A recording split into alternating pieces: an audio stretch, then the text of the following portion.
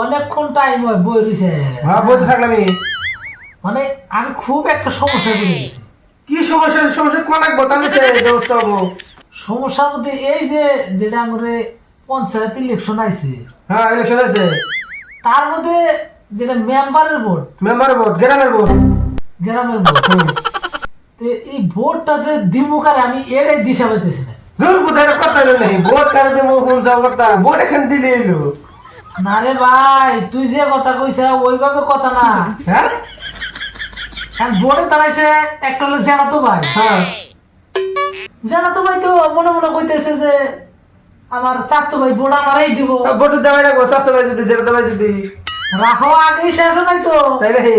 তারপরে আরেকটা হইলো ফুফাতো ভাই। আচ্ছা ফুফাতো ভাই 5 বছর তো ঘুরেই আছি। ঘুরে রাখবো, ওটা তো ভাই। ও তো জানে যে আমারই দিব। হ্যাঁ ও তো জানে, ভোট আমারই জানে, ঠিকই তো। আমি শেষ না। হ্যাঁ তারপরে হইলো মামা। আর বাবা, হ্যাঁ মামা জানিছে।